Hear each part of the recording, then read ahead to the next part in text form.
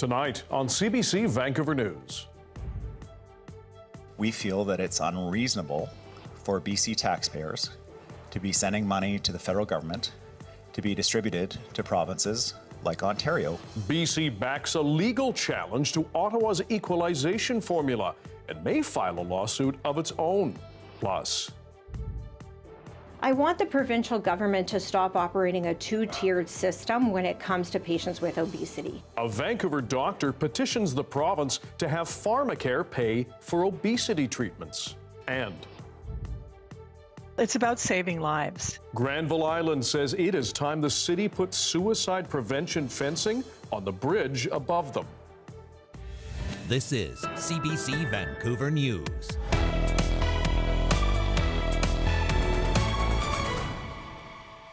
Hello, I'm Dan Burritt. Thanks for joining us. BC is going to support Newfoundland in its court challenge over federal equalization payments. It's the latest salvo from Premier David Eby, who maintains our province is getting a raw deal when it comes to funding from Ottawa. As Katie DeRosa explains, the Premier is betting the legal battle will end up in Canada's highest court.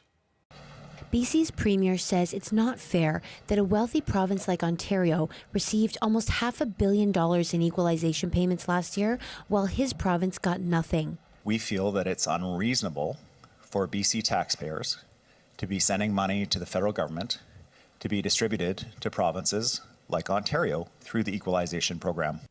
That's why BC is backing Newfoundland and Labrador's lawsuit against the federal government over equalization payments.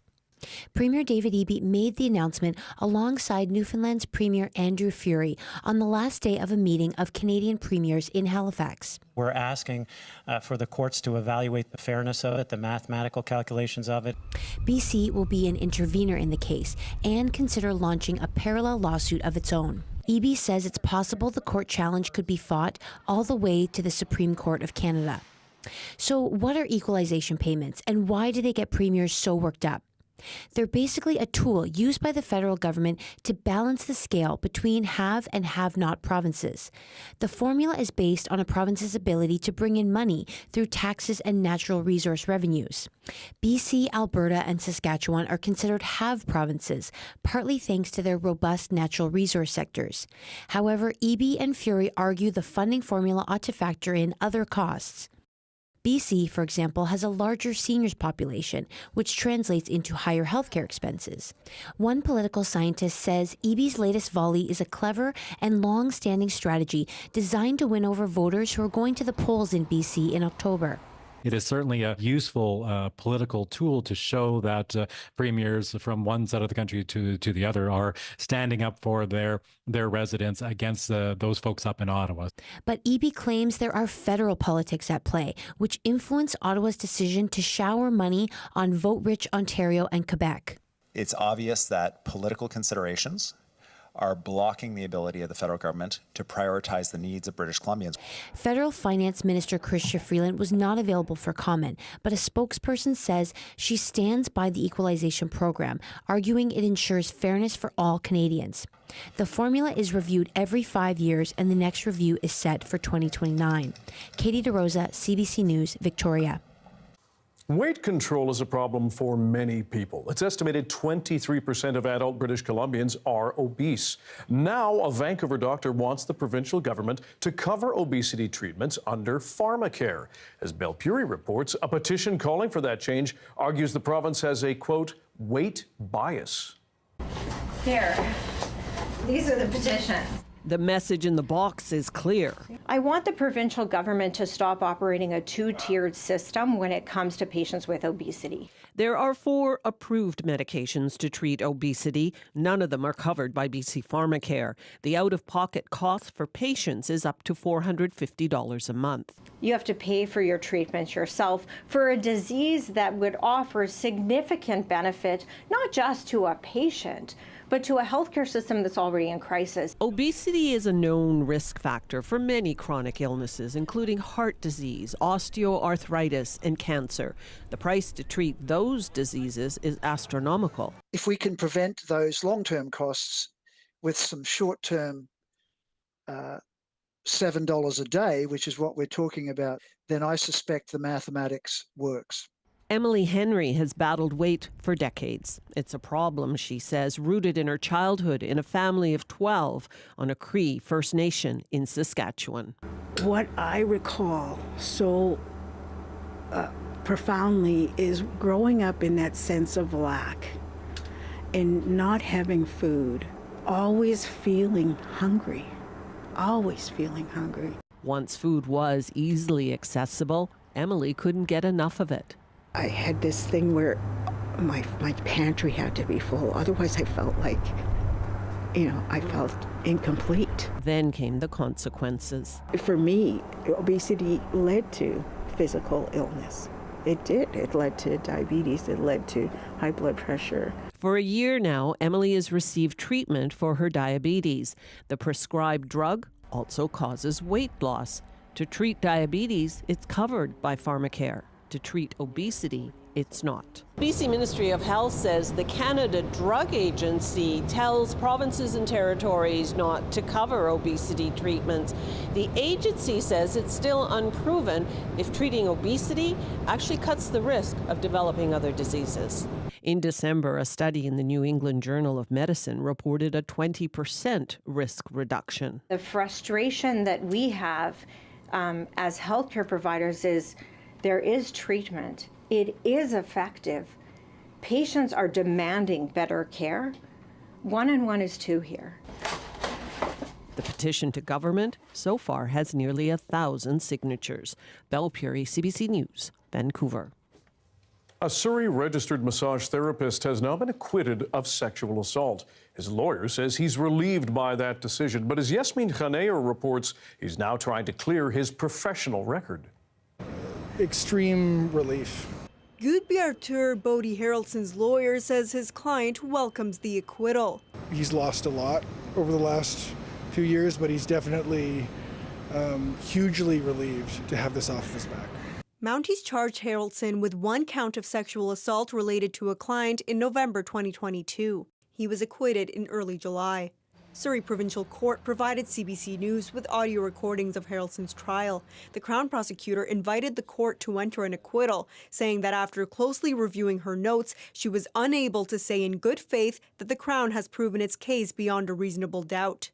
Judge Dalaram Jahani says she found many internal and external inconsistencies with the evidence that Harrelson's accuser presented. I have to say for the record that I do find him innocent of this crime, she said in an oral judgment. I think that meant quite a lot to my client and his family to have been vindicated in that way. Harrelson's lawyer says his client continued to practice massage therapy throughout the legal proceedings, but with restrictions, including not being able to treat female patients. The College of Complementary Health Professionals of BC says the limitations are still in place pending an investigation and hearing. We look forward to taking whatever steps we need to go to a hearing at this point. It's unclear how long the process will take. Westell says the college will be reviewing a transcript of the judge's decision as part of its overall evaluation. Yasmin Khanea, CBC News, Vancouver. A long stretch of South Fraser Perimeter Road in Surrey is still partially closed at last check after a head-on crash between 2 tractor trailers Tuesday night. Police say 3 people were hurt, including a 41-year-old man behind the wheel of one of the rigs. He was sent to hospital with serious injuries. 2 men in the other tractor trailer have been released from the hospital. The crash happened on South Fraser near 136th Street around 8 p.m. Drive BC says westbound lanes are still closed between 104th Avenue all the way to Bridgeview Drive, about 10 kilometers. Police are still trying to find out what caused the crash, though they say speed may have been a factor. The City of Vancouver says it has found temporary money to fund 3 out of 4 downtown Eastside washrooms that were at risk of shutting down. The washrooms are at Oppenheimer Park, Pigeon Park, 144 East Hastings, and at the Astoria Hotel. They were originally paid for during the height of the COVID-19 pandemic by the province and feds to serve the growing homeless population in the neighborhood.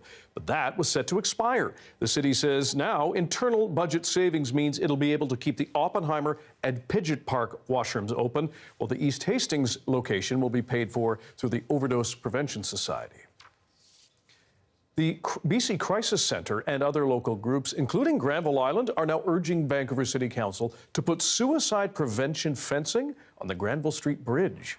In a letter to Council, the Crisis Centre says there have been a number of incidents on the bridge in the last 15 years. Council has previously approved funding for preventative fencing, but the group is asking to install it much sooner. It's about saving lives. We know that suicide prevention fencing is effective in preventing suicides from people jumping from the bridge. In the letter, Granville Island representatives say no incidents have happened on the Burrard Bridge since fencing was put in place in 2017. The motion will be brought to Council next week.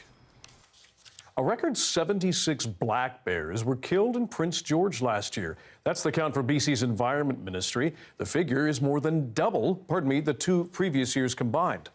The previous record was 45 bears killed in 2020, while 36 were killed in 2021 and 32 in 2022. Prince George has led that list for 6 of the last 8 years. The numbers were released through the Association for the Protection of Fur-Bearing Animals through a Freedom of Information request. That group has helped create an annual list of BC's deadliest communities for bears. It says, though, it doesn't have details on what caused the bears to be killed or where it happened because the province won't provide enough data. In fact, 50% of bears killed in 2023, we have no idea of where those deaths occurred. The only information that was provided to us from the BC Conservation Officer Service was the top 10 list. It begs the question, though, how did we create a top 10 list if we don't know what all the other municipalities were?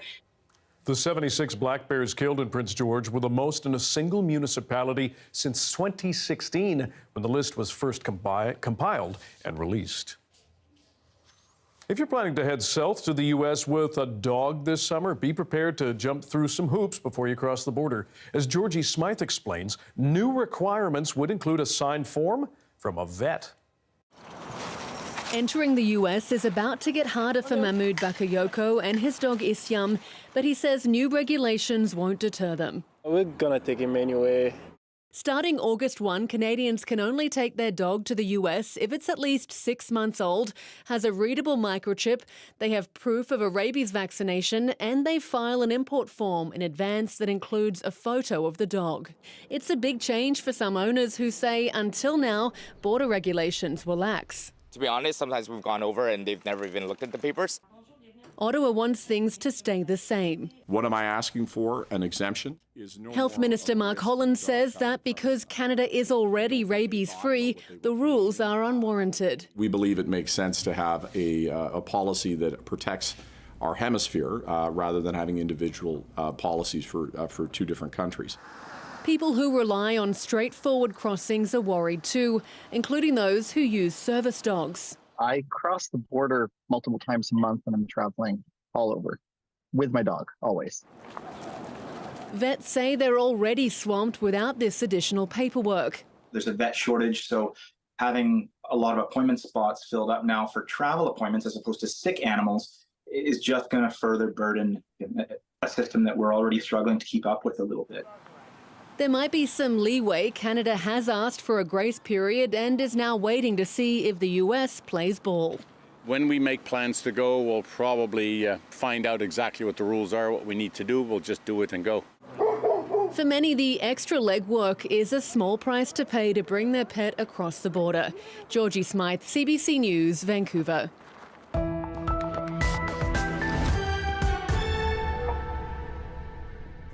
To BC's wildfire situation now, experts are warning the weather could spell trouble for the interior.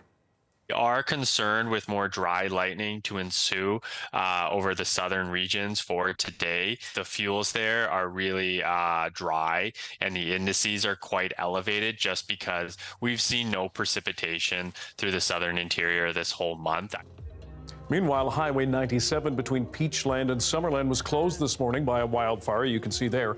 The BC Wildfire Service says the out-of-control blaze was just over a hectare and suspects it was caused by people. The highway has now been reopened to single-lane alternating traffic. The Kamloops Emergency Reception Centre has now opened. It's meant to provide short-term assistance to those fleeing from fires, floods, and other emergencies in and around Kamloops. Organizers say setting up the center ahead of any actual emergency provides chances to train to receive evacuees and a large amount of new volunteers. Quite impressed. Our team has done an incredible number of recruiting. We've brought on close to an extra 100 members of people, but also we're training them. We can't just take somebody off the street. They have to go through a fairly significant amount of training, criminal record check, things like that. So I think we're in good shape. We just hope that the fire gods will smile kindly on our province this summer. Gordon is one of over 200 emergency support service volunteers that helped run the training at the Host Community Reception Center. It's on MacArthur Islands at the MacArthur Island Sports and Events Center.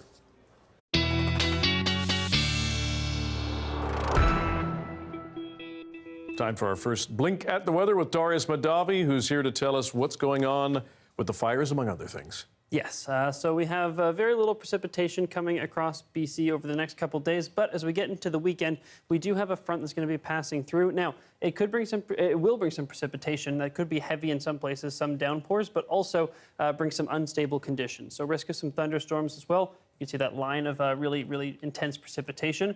Now, if we look at the heat warnings across the province, you can see, and the satellite radar, you can see we've had some lightning activity up just east of Prince George, so keep an eye on that, as well as down a little bit further into the southeast. So parts of the southern interior still experiencing that those thunderstorms, some precipitation coming with it, but in many places it is quite dry along with that lightning. So keep an eye out for new fire starts, as I'm sure the BC Wildfire Service is too.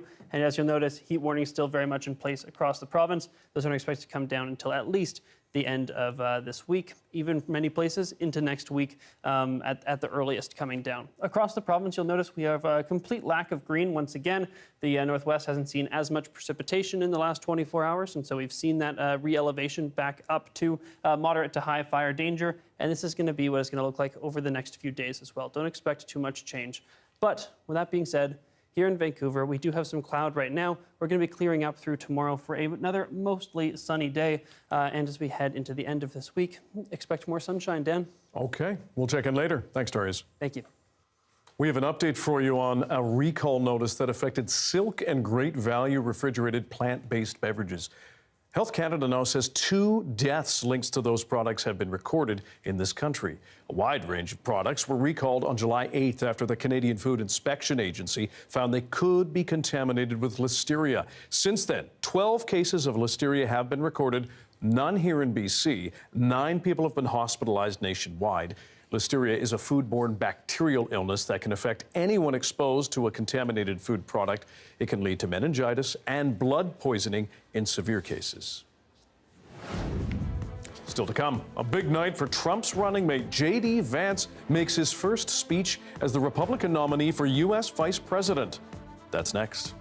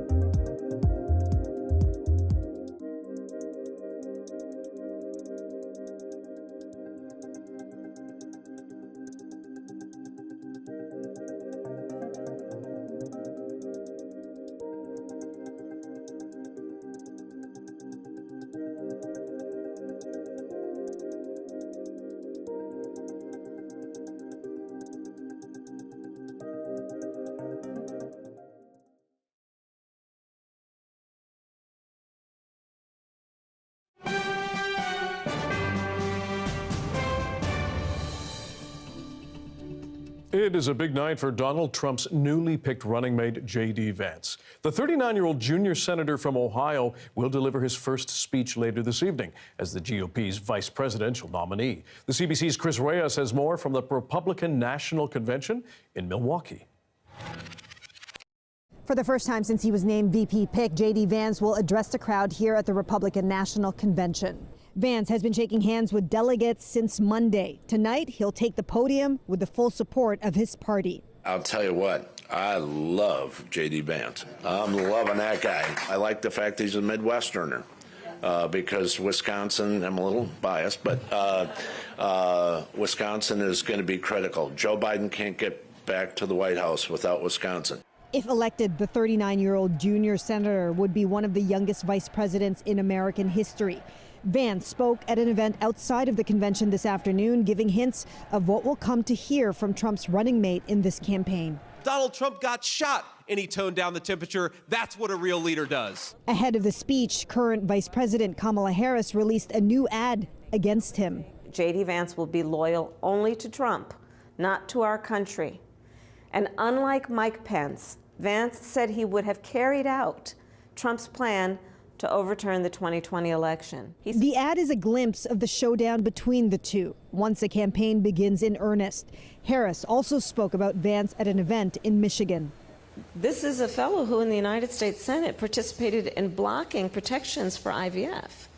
This is an individual who has said he is for a national and has made every indication that he is for a national abortion ban. And this afternoon, Trump also did a walkthrough of the convention floor ahead of his speech on Thursday night. Harris and Vance have agreed to debate each other before the November vote. Chris Reyes, CBC News, Milwaukee. Now, as Republicans unify behind their nominees, Democrats seem to be in disarray. Joe Biden just canceled a campaign event after coming down with COVID. And as Ellen Morrow shows us, a Democratic revolt against his campaign has gained another prominent supporter. President Joe Biden all smiles on the campaign trail just hours before this. He just tested positive for COVID. Biden's symptoms are mild, says the White House, but it's terrible timing to be sidelined as even more Democrats come out against his re-election bid. The latest, prominent House Democrat Adam Schiff, the highest profile lawmaker to demand Biden step aside. Biden has been one of the most consequential presidents in our nation's history, Schiff told the LA Times. But I have serious concerns about whether the president can defeat Donald Trump. Another high-profile Democrat, Senator Cory Booker, didn't go that far, but said, I trust this man. He will make the right decision. Since his disastrous debate performance nearly 3 weeks ago, more than 20 Democratic lawmakers have said publicly Biden should not run. But the president continues to fight back, reportedly lashing out, saying, I don't want to hear that crap, to lawmakers expressing concerns voters won't back him. I know my head is. And in his latest interview, Biden says there's only one reason he'd stand down. If I had some medical condition that emerged, if the doctors came to me and said, you got this problem, that problem. But many voters say they want him off the ticket now. One recent poll suggesting 70% of Americans don't have confidence in Biden's mental capacity, and that 2/3 of Democrats want a new candidate. I'm deeply concerned that the president's circle, the people who, quite frankly, have kept him in a bubble for some time, are also not giving him the facts. Despite the criticism, the Democratic National Committee still plans on nominating Biden virtually ahead of the party's August convention, critics suggesting it's a bid to lock in Biden's candidacy. Divisions deepening with the president now in isolation, off an increasingly fraught campaign trail. Ellen Morrow, CBC News, Toronto. As the presidential campaigning wraps up to the election, you may hear more about Project 2025, a radical vision to reshape the U.S. government. Most of the policy writers were figures from Donald Trump's White House, but Trump's campaign plays it down. So is Project 2025 just a wish list or an actual roadmap for a Republican administration? Lauren Bird breaks down what we know now. This is the movement. We are going to be prepared day one. You've probably heard of Project 2025, or at least seen it in headlines and on your searches and scrolls. It is not a scare tactic. It is not a conspiracy. It is very real. But what exactly is it? Who's behind it? And why is Kamala Harris posting videos like this? Donald Trump has picked his new running mate, J.D. Vance, and if elected, he will help implement the Extreme Project 2025 plan. It's a huge 900-plus page document that outlines what more than 100 conservative organizations, led by the Heritage Foundation, want the next president to do, whoever it is. Project 2025 is something that's going to transcend the next 4 years, the next 10 years. And for the record, this kind of thing isn't exactly new. Think tanks and lobbyists on the right and the left often release policy wish lists. An election is an important moment for any organization that has a policy wish list or set of objectives. So no, that's not uncommon. Now, the group behind Project 2025 says it isn't affiliated with Donald Trump, and the former president has been publicly distancing himself from it, saying, "I know nothing about Project 2025. I have no idea who is behind it. I disagree with some of the things they're saying, and some of the things they're saying are absolutely ridiculous and abysmal." And his VP pick said this. I've reviewed a lot of it. There's some good ideas in there, Rob. There's some things that I disagree with, but most importantly, it has no affiliation with the Trump campaign. The thing is, though, a lot of the people who wrote Project 2025 have pretty strong links to Trump. There are several people who were part of Trump's administration, part of his campaign in 2016 and 2020, who have shifted over and played a role in Project 2025. Some have written entire chapters on what they think the next Republican administration should do to reform the government. The people who are likely to be almost assuredly will be part of a new Trump administration will be the same people who wrote sections of this document. So why is it so controversial? Some of the proposals are pretty standard. Reconsidering efforts to fight climate change, ramping up military spending, but some go further, like proposing the president get a lot more power. For one, it calls for changing who civil servants answer to. Right now, they're politically independent, answering to the agencies they work for. If Project 2025 had its way, those civil servants would answer to the president. And that gives them a dramatically different set of marching orders. Their job in that case is to support the president's agenda, which would be an enormous change.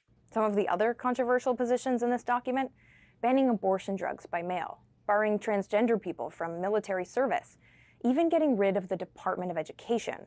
Things that have not really been part of the mainstream political dialogue for quite a while are things that this document endorses. Now, to be clear, this is not the Republican platform. It's not even proposed policy. It's 900 pages. There's no way they're going to be able to achieve all of it. Well, a number of these things would require legislation, and there's not broad support for a lot of these things, like disbanding the Department of Education in the Congress, but a number of these things could be done through presidential executive power. And analysts say that's something to pay attention to.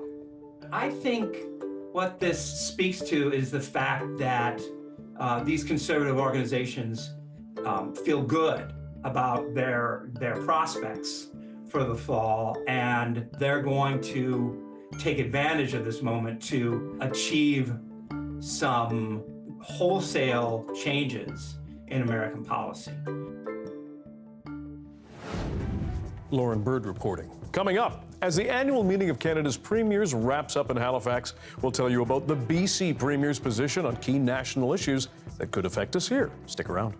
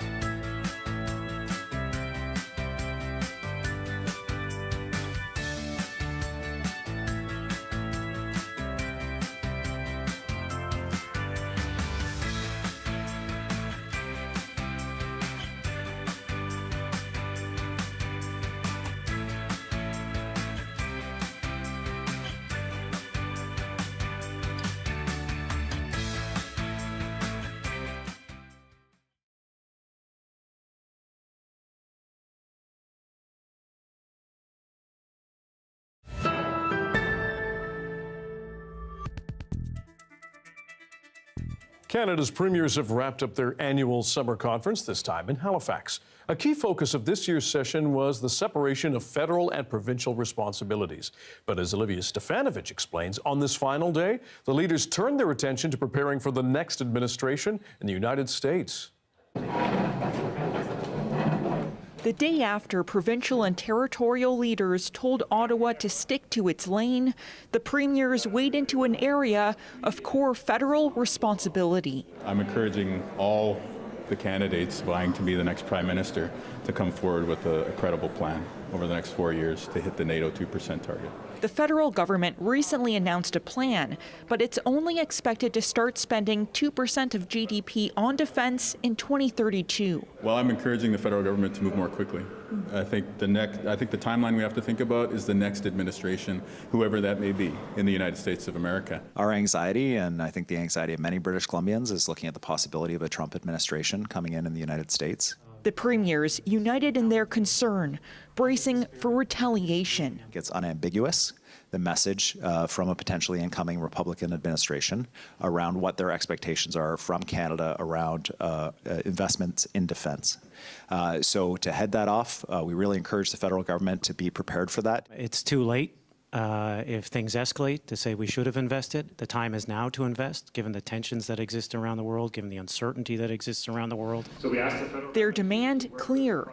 The implication, Ottawa could do a better job at meeting its responsibilities if it sticks to its own jurisdiction. It certainly seems that we are kind of replacing the federal government in many ways on some of the issues that are really important to our country. From daycare to school lunches, they say the federal government is creating duplicate social programs. They're wasting taxpayers' money, go through the provinces, and you know what happens? The premiers get pissed. BC Premier David Eby announced full support today for Newfoundland and Labrador's court case, challenging Ottawa's equalization formula, payments that go to provinces to ensure uniform services across the country, a dispute that could continue when premiers meet next summer in Ontario. Olivia Stefanovic, CBC News, Halifax. Across the pond, King Charles delivered a speech today to formally open the new session of the British Parliament. It outlined the priorities of the UK's newly elected Labour government under Prime Minister Keir Starmer. The CBC's Tom Perry is in London, bringing us the pomp, the pageantry, and the politics. It's been a day of pomp and policy here in London. We're at Westminster, and earlier in the day, the streets around here were all sealed off. That was to make way for the royal procession. King Charles and Queen Camilla making their way from Buckingham Palace in a horse-drawn carriage with guardsmen and riders accompanying with them, making their way from Buckingham Palace here to Westminster to deliver the King's speech. Now, this speech outlined the priorities of the newly elected Labour government. They came to power less than 2 weeks ago. And what we heard in the speech was primarily a domestic focus. So building the economy, building 1.5 million new homes in the next 5 years, tackling human smugglers who've been bringing people across the English Channel from France to claim asylum here in the UK. So a domestic focus, but also a nod to the war in Ukraine and a pledge from the government through the King to keep supporting Ukraine and its people in their struggle against the Russian invasion. My government will continue to give its full support to Ukraine and its people, and it will endeavour to play a leading role in providing Ukraine with a clear path to NATO membership. Now, after we heard from King Charles, we did hear from UK Prime Minister Keir Starmer, and here's what he had to say. The King's speech we've brought to this House today is a marker of our intent, not only a certain destination for the future of this country, but a new way of governing, a government of service, guided by clear missions, with a long-term plan to fix the foundations, a plan which starts, as it must, with our economy. Starmer and Labour won a landslide victory in the recent election. They hold a commanding majority in the House of Commons. That said, the issues facing Britain here and abroad are real, and with this speech, the work to tackle those issues begins. Tom Perry, CBC News, London. Recent inflation numbers show grocery prices continue to be a key contributor to the rising cost of living. For some people, though, those increases have been extreme. As many as 400,000 people in Canada live with celiac disease, a chronic gluten intolerance that can prevent their bodies from absorbing nutrients. They've been facing food price increases as high as 500%. As Angela McIver reports, there's a growing push for federal relief. We'd find our bread and buns down here because it's all frozen. You can't get a lot of gluten-free fresh. Heather Yule has celiac disease, and so do her 2 teenage daughters, which means she's constantly searching for gluten-free food at the best price. This has got 210 grams for $8.50. Do you savor those crackers? Yeah, I police them with my children because they would eat all of them.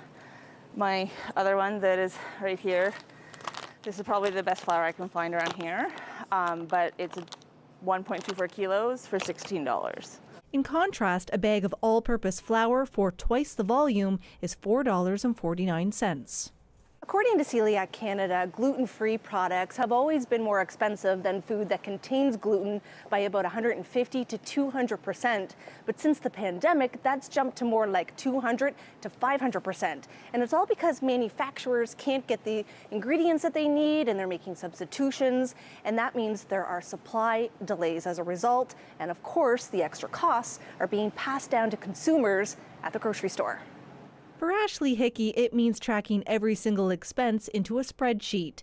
Both she and her 7-year-old son are celiac. In June, the grocery bill for their family of 4, not including treats or takeout, added up to $2,600. And I actually said to my husband, I said, wow, I can't believe how expensive this is. I didn't realize my grocery bill was that bad. And I said, wow, we either need to get, a rice flour farm or something because this is insane. Families track receipts because they're eligible for a federal tax credit. But Celiac Canada says it often amounts to only $30 to $50 a year. So the system that they've created actually doesn't work. It's cumbersome, almost inaccessible, and really gives zero relief to people. Celiac Canada is now pushing for a flat medical tax claim of $1,000. The federal finance department says it would be inappropriate to speculate on any potential change to offset the high cost of eating gluten-free. Angela McIver, CBC News, Dartmouth. An Atlantic Canadian delicacy is flying off the shelves in Cape Breton. Whether it's fried, tossed in stew, or thrown in a sandwich, locals are loving the bologna. And now, as Anna Rack reports, they have a chance to win a year's supply. It may sound like bologna, but this Newfoundland steak has been filling up carts at the Medical Hill Pharmacave in Glace Bay. The Atlantic Canadian staple is made up of processed meats and a large dose of salt and a blend of spices, and it's well loved in many Cape Breton recipes. There's a long history of bologna, I think, in Atlantic Canada. I'm sure we've all grown up with it in some shape or form. It seems to be a staple item at the breakfast table or supper table or the barbecue here. 3 pharmacaves in Cape Breton are hosting Bologna Bonanza, a competition for people to submit their favorite stories and recipes. The prize? A $50 gift card and a year's worth of bologna. That's 130 pounds of meat. Today, on the first day of Bologna Bonanza, we've seen a ton of customers in and out of the store buying bologna. Here's what some customers had to say.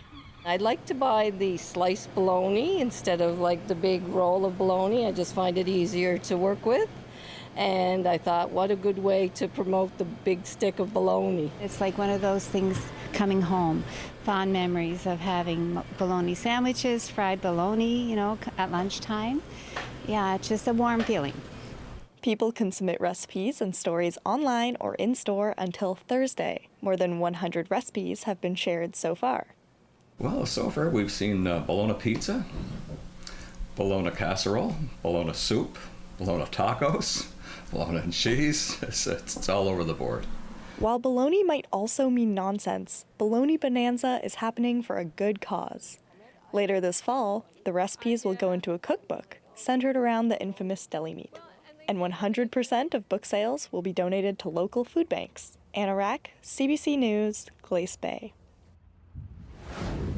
Still to come, it is cleanup time in Canada's biggest city as Toronto tries to get back on its feet after the worst flooding in decades. Stick around.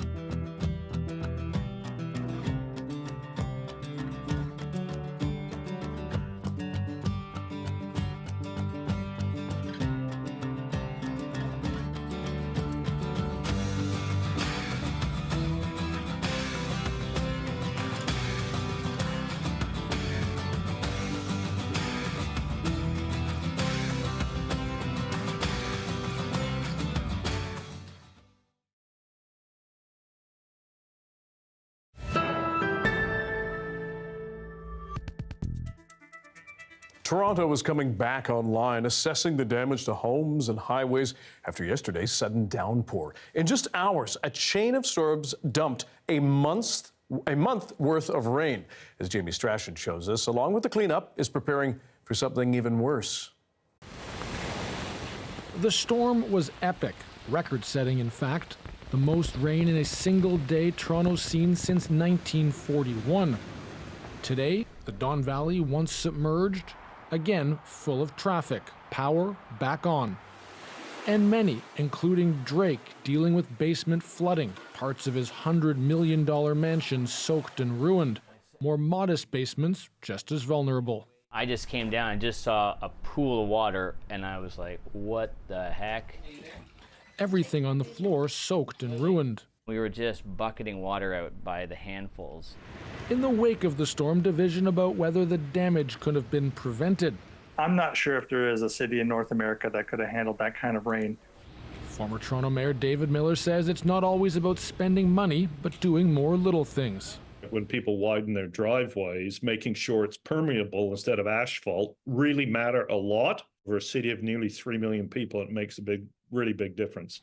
There are, in fact, big things being done to protect the city from massive future storms. It really is a one-off. We've not seen anything like this.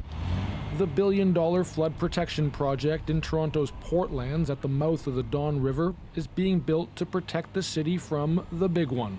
The storm we're talking about is just orders and orders of magnitude bigger than that. It's a storm that wouldn't hit every 750 years here. The project has moved more than 1 million tons of earth, reshaped the mouth of the Don River, will provide new parks and wetlands, and, most importantly, protect thousands of homes and billions of dollars in infrastructure. That will allow us to build, for the next century, whereas what was here was installed for the past century. Preparing for a future of unpredictable and possibly violent weather. Jamie Strachan, CBC News, Toronto. A lake in Serbia has completely dried up as most of Central and Southern Europe bakes under a heat wave. Take a look. This is how Rusanda Salt Lake in northern Serbia looks now. Much of the Balkans has been sizzling in record-breaking temperatures. Several countries in that region are dealing with the mercury hovering just under 40 degrees Celsius. Locals say they're very worried about that scorching weather. Experts point to climate change for the growing frequency of these heat waves. Let's bring in the expert again. Darius Madave joins us with the forecast. What's going on in our province, sir? Lots of heat here as well, Dan. Temperatures just under 40 degrees Celsius is pretty familiar to us, those of us in the interior right now. So not really going away anytime soon. These heat warnings in place for the long haul. But I thought we should take a look at some of the storms that are happening across the province. So here in the central interior, we're seeing plenty of lightning activity coming along with this system. It's really just a very small isolated pocket. Not much rain coming with some of these lightning strikes. So again, we may see the risk of new fire starts. It's one of those places we'll be keeping an eye on overnight tonight and into tomorrow, as well as in some parts of the southern interior, mostly in the southeastern parts of the southern interior, where we are seeing some lightning over here, but also hovering right along the BC-Alberta border. So a couple more places to watch, especially right here around Nelson. You can see right there some plenty of activity happening across the province, Dan, so something to keep an eye on. Now, if we zoom out to the rest of the province, we can take a look at the smoke conditions that are coming along with the fires we already have in place, and you can see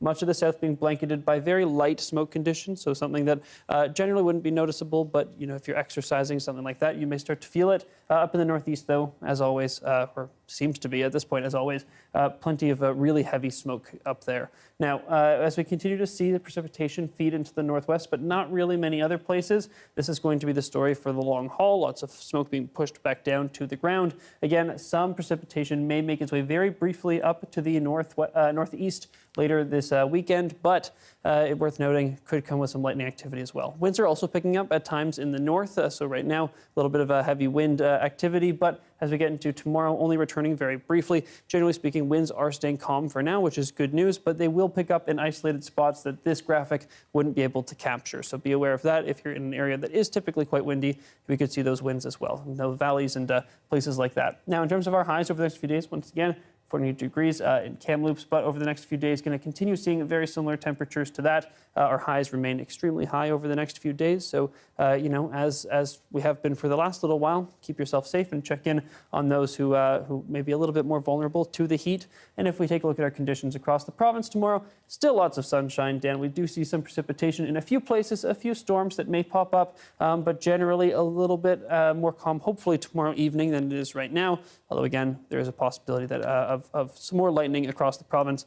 Not here in Vancouver, Dan, though. In the Alpine, we may actually see some across parts of the Lower Mainland. But for us, those of us in the city, in Metro Vancouver, fairly calm and very sunny. Okay. Darius, thanks very much. Thank you.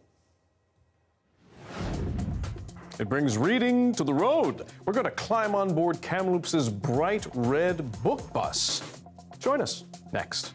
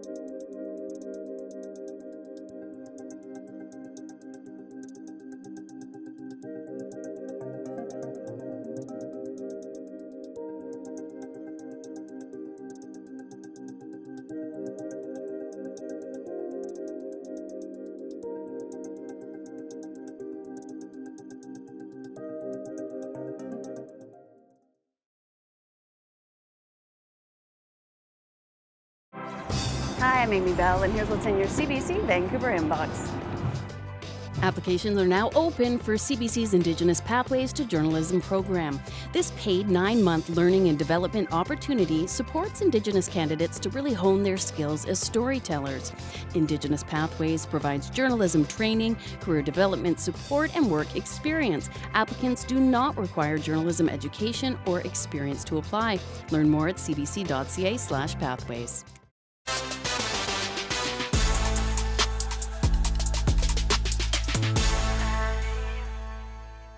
Many of us have seen the Olympic flame as it's made its way from Greece to host city Paris. Here's, though, a look at how the torch carrying that fire was made.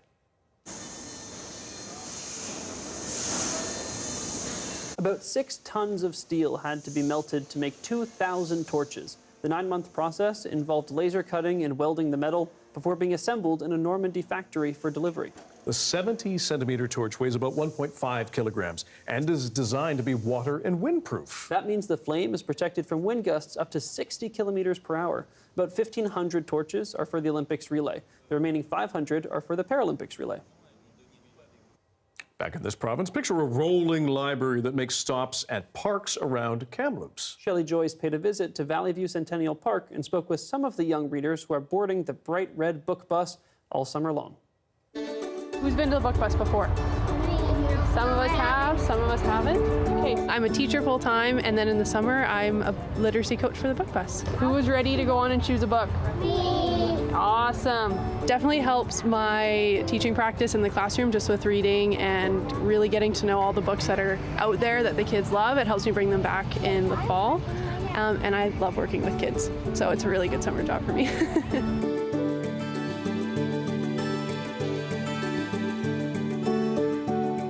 It's really fun. I mean, I love reading in the morning, and having the bright red book bus with us is just like, it's super fun to be around, and I just love it. I really like it because you can read a lot of books, and like there's a lot of my favorite books in it. We come to the red book bus usually about 2 times a week. We bring the books back and we exchange them for new books. It keeps the kids entertained and busy, and all the crafts and stuff that they have set up here for us really makes our mornings really smooth. We get to drive the bus all over the community, so we have 2 locations a day. We do a school and a park combination right now, so there's about 10 locations in a week that we visit, and that's really special to us because we get to visit all areas of the community. We love it. It gives us the opportunity to get new books weekly, to keep the kids reading during the summer when school isn't in, and making new friends. It feels good when they come. Even if they can't read the story on their own, they'll make up stories to go with the pictures. It's really good to keep their imagination going. That's awesome. Love summer reading. It's good fun. On the beach, nothing better. Book. Or in a patio. Beach. Yeah, pretty good. Thanks for being with us tonight on CBC Vancouver News at 6. You can watch this newscast on CBC Gem, our free app, as well as on YouTube and our website, cbc.ca/BC. And Michelle Gassoub will have your next local news at 11 o'clock, right after the National. So please join her then. Good night.